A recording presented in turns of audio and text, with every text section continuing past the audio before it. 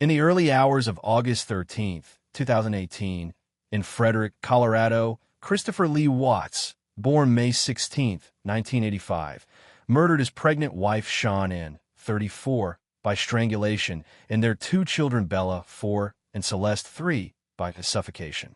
He buried Sean Ann in a shallow grave near an oil storage facility and dumped his children's bodies into crude oil tanks. Watts initially maintained his innocence in his family's disappearance, but was arrested on August 15th after confessing in an interview with detectives to murdering Sean Ann. Months later, he also admitted to murdering his children. On November 6th, 2018, Watts pled guilty to multiple counts of first-degree murder as part of a plea deal when the death penalty, which was later abolished in Colorado in 2020, was removed from sentencing. He was sentenced to 5 life sentences without the possibility of parole, 3 to be served consecutively. Background: Christopher Lee Watts and Sean Ann Catherine Razusek were from North Carolina, Christopher from Spring Lake, and Sean Ann from Aberdeen. They met in 2010 and were married in Mecklenburg County on November 3, 2012.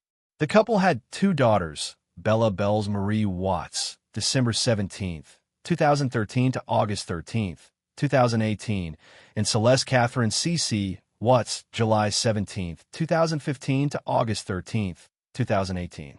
At the time of her death, Sean Ann was 15 weeks pregnant with a boy, who was to be named Nico. The Watts family lived in a 5-bedroom home at 2825 Saratoga Trail in Frederick, Colorado, which they purchased in 2013. The family declared bankruptcy in 2015. Christopher was employed by Anadarko Petroleum, while Sean Ann worked from home, selling a product called Thrive for a multi-level marketing company named Lavelle. Disappearance. At approximately 1:48 a.m. on Monday, August 13, 2018, Sean Ann, returning from a business trip to Arizona, was driven home by her friend and colleague Nicole Utoft Atkinson. Over that weekend, Chris Watts had been home with their daughters. Later that day, Sean Ann and the girls were reported missing by Atkinson, who became concerned when Sean Ann missed a scheduled obstetrics and gynecology appointment and failed to return her text messages. After Sean Ann missed a business meeting, Atkinson went to the Watts residence at about 12:10 p.m. When the doorbell and knocks went unanswered, Atkinson notified Christopher, who was at work, and called the Frederick Police Department. A Frederick police officer arrived to conduct a welfare check at about 1:40 p.m. During the welfare check, Christopher gave the police officer permission to search the house, where the family dog was discovered unharmed, but no sign of Sean Ann or the girls was found. Searchers discovered Sean Ann's purse containing her keys and her medicine. Her phone was later located between the couch cushions in the family home.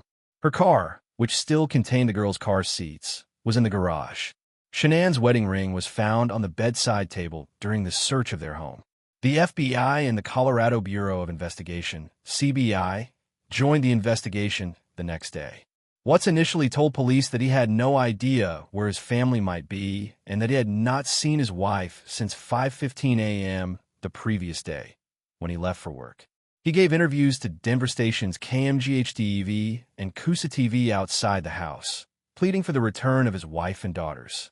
Investigators with search dogs could be heard on the property during the interview. Arrest and charges. On August 15, 2018, the FBI joined the search for Sean Ann and her daughters. Chris Watts was administered a polygraph test, which he failed.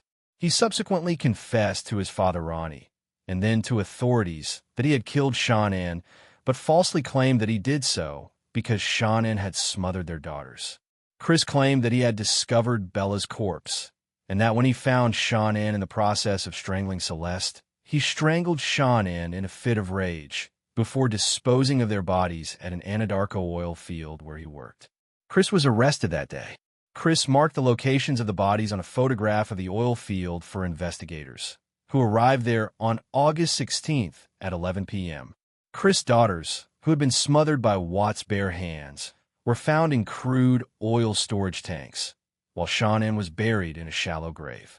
On August 21st, Watts was charged with 3 counts of first-degree murder, including an additional 1 count per child cited as death of a child who had not yet attained 12 years of age and the defendant was in a position of trust, unlawful termination of a pregnancy, and 3 counts of tampering with a deceased human body.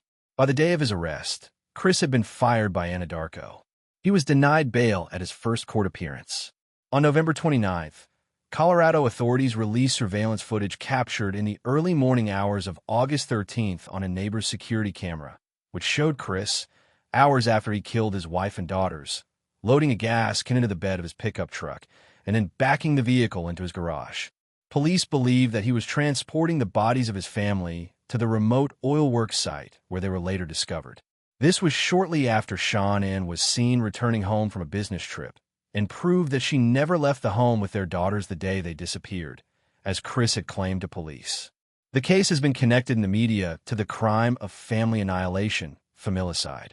Many of these crimes occur in August before school starts, which may delay detection and investigation.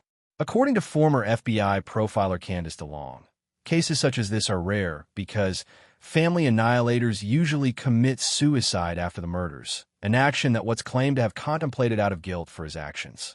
In an interview on Dr. Phil, Watts' lawyer claimed that Watts had confessed to killing Sean Ann after an argument regarding divorce. During the murder, Bella walked in on the couple. Watts then told her that Sean Ann was sick. He loaded Shanann's body and the girls, without their car seats, into the back seat of his work truck. He later smothered the girls, one after the other. Plea deal and sentencing. Watts pleaded guilty to the murders on November 6th. The death penalty was not put forward by the district attorney of Weld County on the request of Shanann's family, who did not wish for any further deaths. They were supportive of his decision to accept the plea deal.